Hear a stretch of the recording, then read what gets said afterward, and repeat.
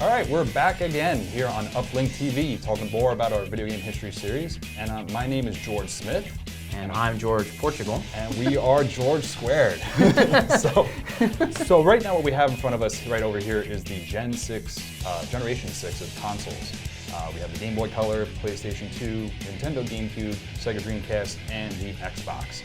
So I mean, this generation, there is definitely a lot of things that have happened, such as online features, more immersion, and I think this generation is very, very important.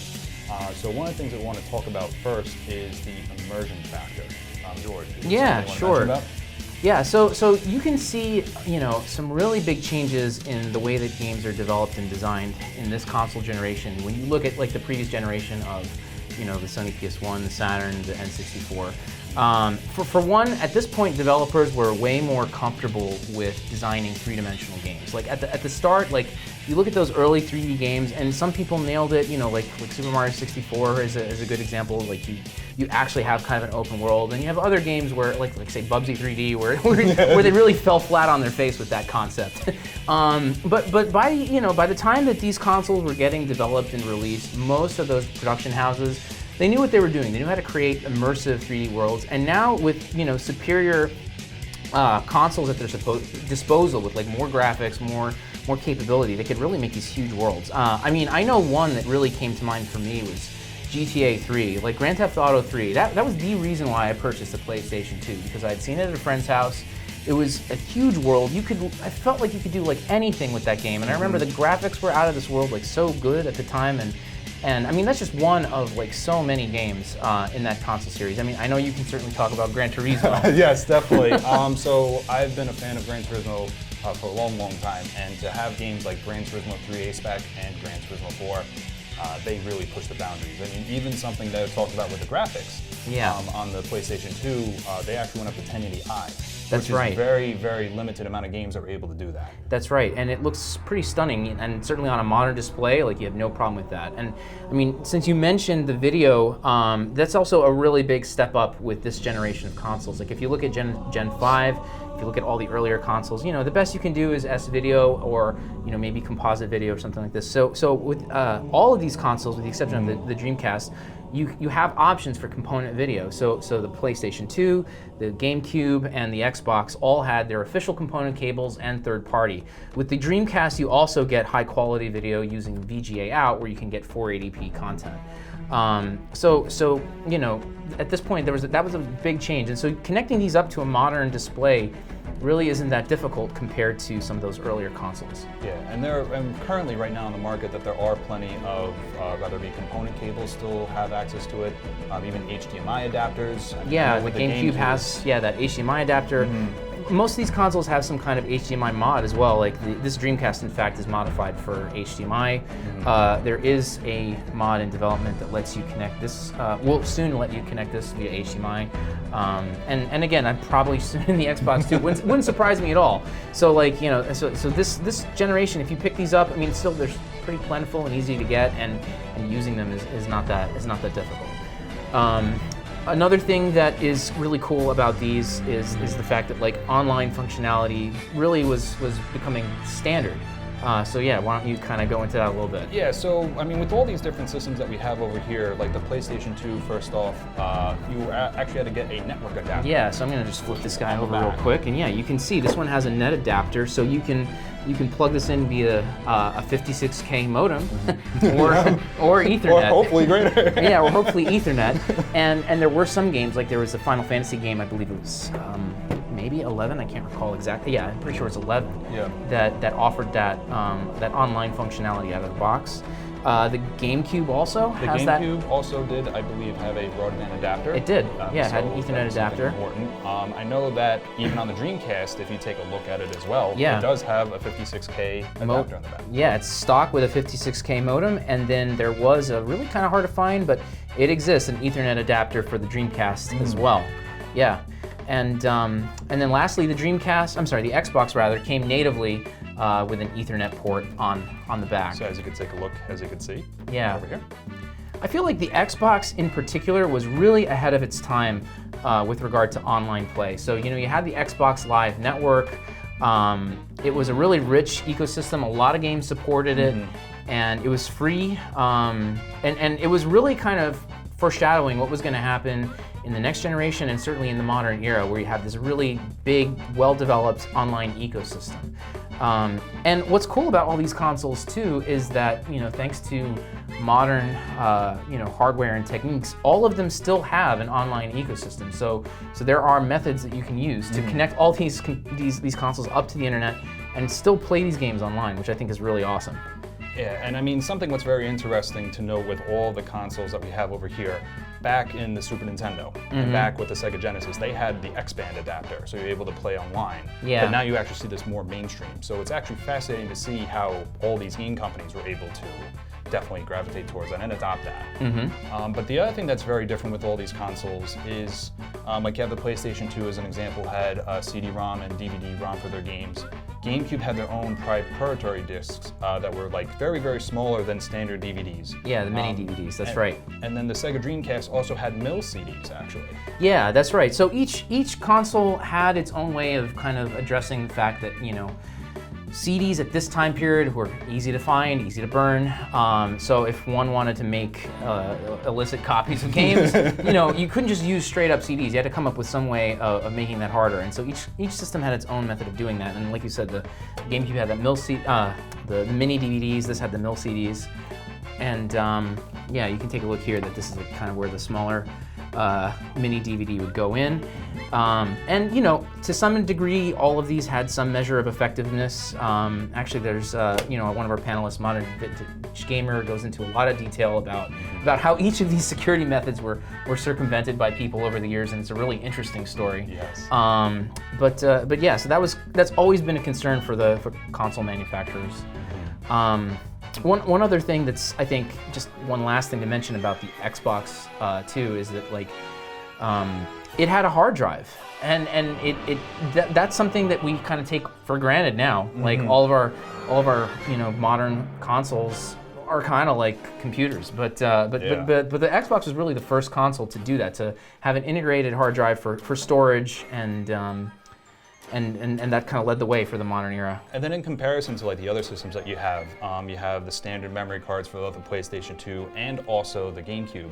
But you also had something for the Sega Dreamcast that was like actually pretty cool and amazing. It was the VMUs, which is the virtual memory units. And how it would work is that, as George is showing, you put the VMU itself inside the actual controller, and there would be some interactions, even some mini games as well. Yeah, that's right. So some games, yeah, it gave you something interactive with the VMU, and that was like a really unique feature of the Sega Dreamcast that none of the other consoles had. I mean, you also got the memory cards that could go in here, but didn't have that same kind of screen. And I thought that was such a cool thing about the Sega Dreamcast.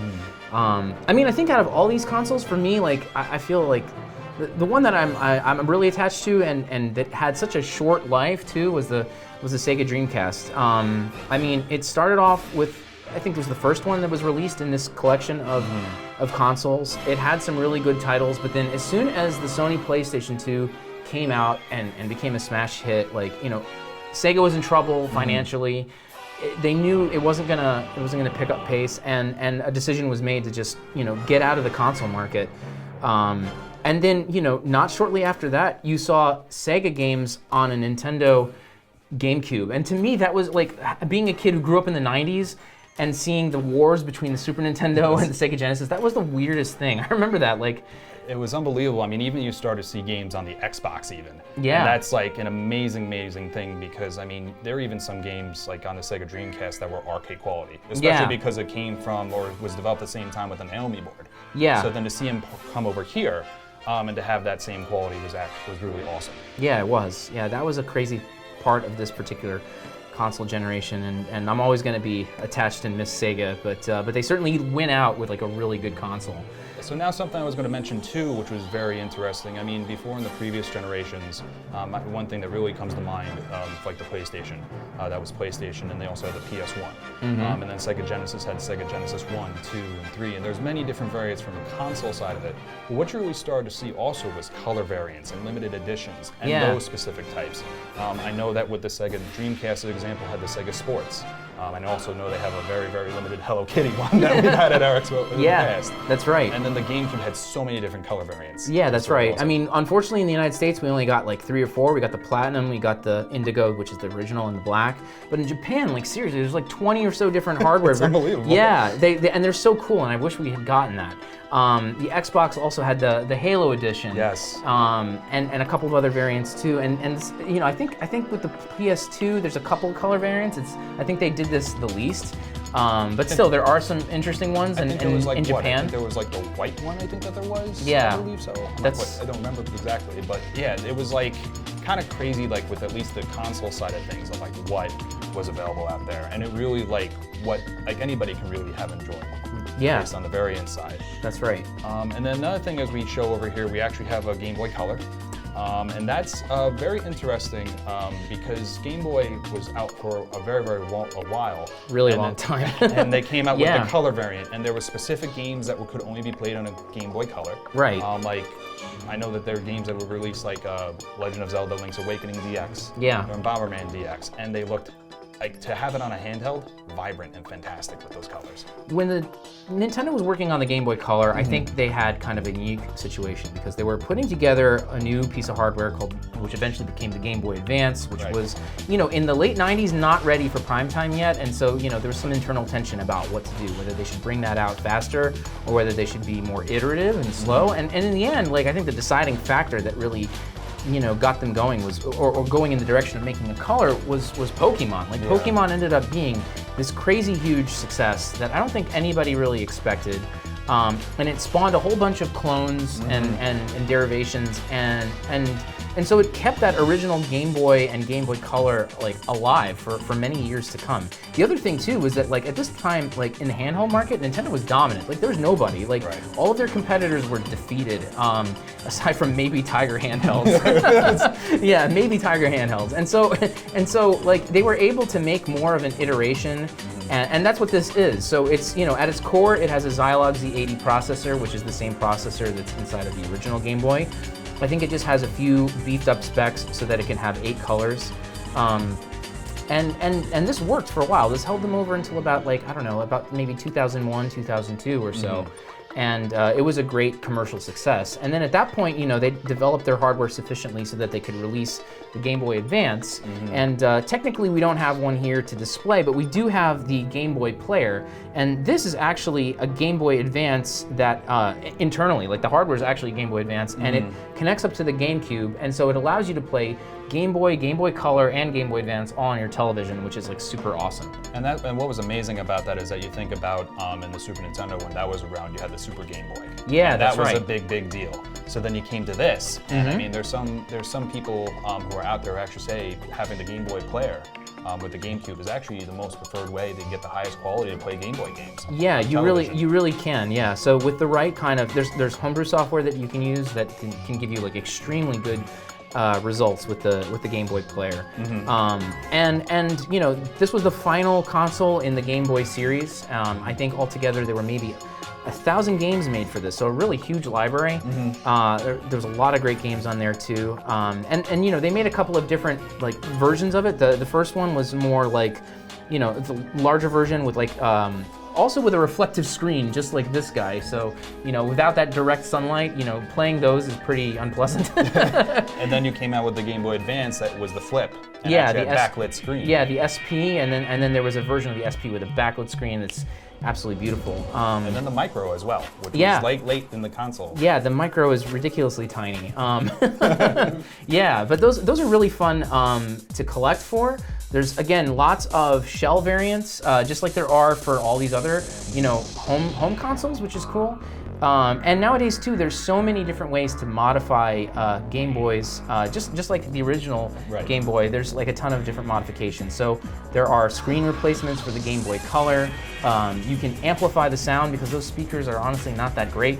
You can put a sound amp in there. I was like trying to listen to it with headphones and stuff. Like, oh man. That's right. There are rechargeable batteries, so you can actually add a lithium-ion battery to get like tons of battery life out of this thing.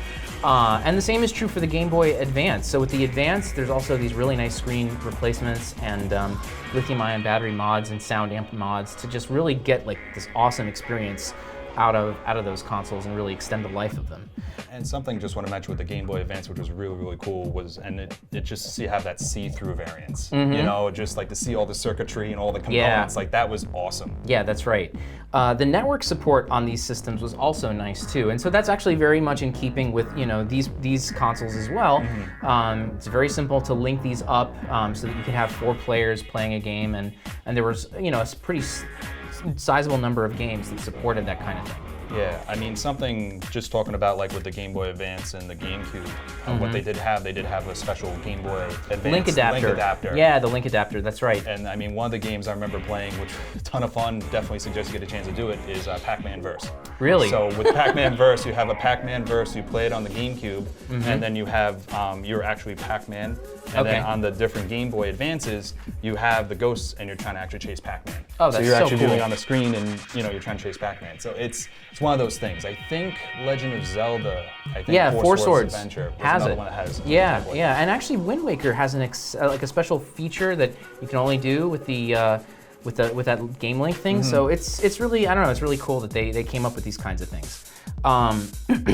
One other thing too that was kind of part of the culture in gaming at this time period, which you definitely don't get now, is the concept of like LAN parties. Oh, those were the days. I mean, the one thing about the Xbox, I think there's been an experience probably by at least one person of a Halo LAN party. Yes, I mean, that was like the thing you have to do, and definitely try and do it now. You know, if you haven't had a chance to.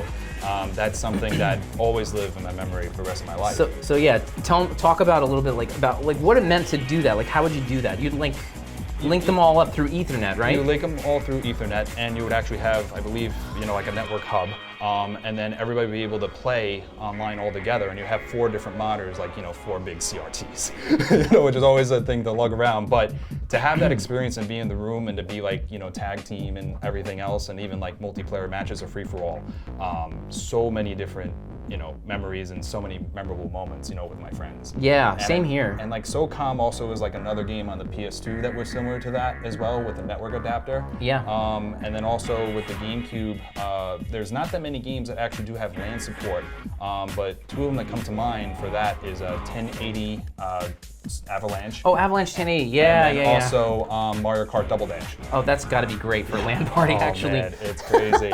I never did that. I gotta do that. No, I mean, just That's with the awesome. thing with Mario Kart Double Dash is that you have that 2-player kart mechanic. So Yeah. it could really get high amount of players that you can actually have. Yeah, that's awesome. That is so cool. So yeah, I think it'd be good to like talk a little bit about like some of the games that really defined each one of these home consoles, and like, you know, what, like, I don't know, like I already kind of mentioned, for me, the one that makes me stand out here was like, you know, the Grand Theft Auto games, like all of them. That was like really what made the PS2 for me. They were just so completely over the top with the, I mean, honestly, with all the violence and all that other stuff too. But like, it was just like, I don't know, it pushed games in a direction I didn't think, you know, could be possible. Yeah, I mean, as I mentioned too, with like Halo is like one of the titles that came out during this generation, but also, as I said, I'm a fan of Gran Turismo. Forza came out in this generation too. So actually to have competition of Gran Turismo and Forza, it's a, you know, never ongoing debate. It seems like never which one is better. But Forza is such an important title to the console racing generation. And I mean, Gran Turismo I talk about with Gran Turismo Arena 4, but also other titles that came out. Jak and Daxter came out. Sly and Cooper came out. Ratchet and Clank came out. So it's like the PlayStation 2 had Sucker Punch, Insomniac, and Naughty Dog all trying to produce titles. That's right. You know, and then with the GameCube as well, I mean, as you talk about with like Sega, I'm gonna throw a little bit of a hidden gem. Beat Spikers. Really? Actually, Never tried that game. So Beat Spikers is a game that came out on the arcade. Okay. You know, or I believe it was actually made by AM2, I believe. And that's virtual beach volleyball. Oh wow. So definitely give that a try. I gotta check that out, because yeah, Sega AM2 made so many good games. Like that was a really nice development house. I don't know if they're still in doing stuff, but yeah, during that time period, you could count on them to produce like really awesome games. Yes. For me, like the Sega Dreamcast, I think one of the games that I always go back to, and I played so much, was Soul Calibur. Oh my God, yes. I played like never ending. Like we, you know, me and like 5 or 6 friends would go over to one person's house and we would just take turns playing Soul Calibur, and it was the kind of game where you didn't have to know anything, because like the button combos were so easy, and it's like the graphics were great. It looks so ahead of its time. We'd have a massive CRT, like a big 32-inch, like 200-pound CRT, and we'd be playing that like with it was just such a great experience. And like other games that came out, I mean, even though they came out on systems later on, like the Marvel vs. Capcom series on this was just fantastic.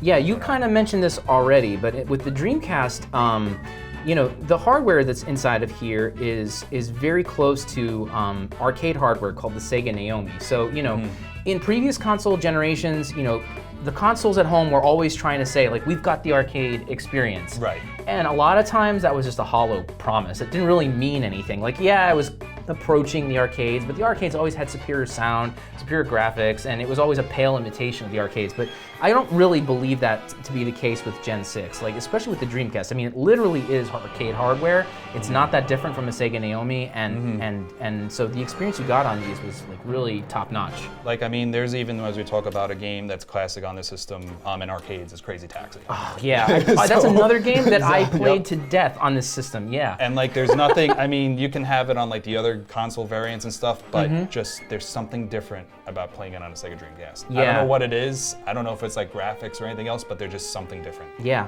that's right. I think that's true. I think we should talk a little bit about accessories as well, because like there were some big changes in the kinds of accessories that people made for consoles during this time period. So one that I can think of, which is kind of sad, is that like there was a loss of light guns. Like really, like in the previous generation, you still at least had that for the Sony PlayStation and for the Sega Saturn.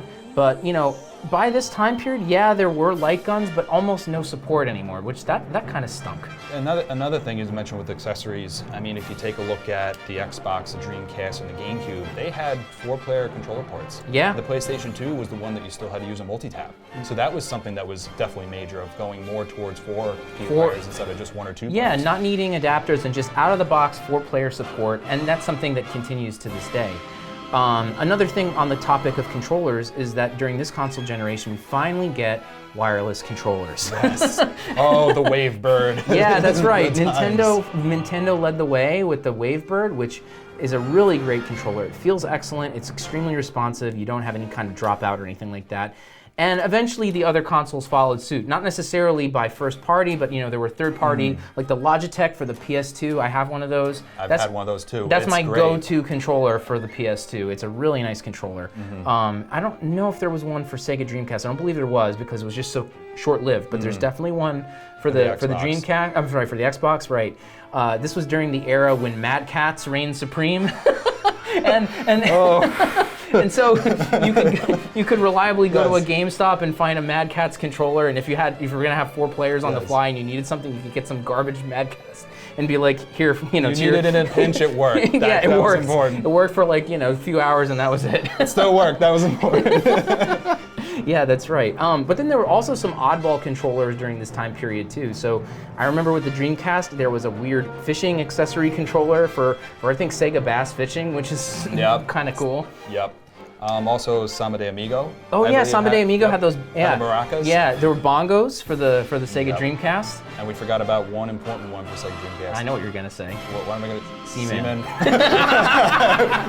we just had to say it. Yeah, Seaman, which is this bizarre game where you're like kind of helping a virtual pet evolve, and you needed a microphone to talk to it and interact with it. It's a fun game if you can find it. It's expensive. It's not the easiest thing to find, but if you can, give it a try. It's a really cool and weird game for the Sega Dreamcast. As you mentioned microphone, there's actually a game which is called Odama, which is like a mix of like battle pinball kind of thing, and you had to use the microphone to do commands. So you had that as well. I didn't know that. Yeah. That's awesome. And another game, I think, Animal Crossing as well, that came out. That was a big one. That's where there's microphone support. I'm not quite sure. Okay. Yeah. That's all right.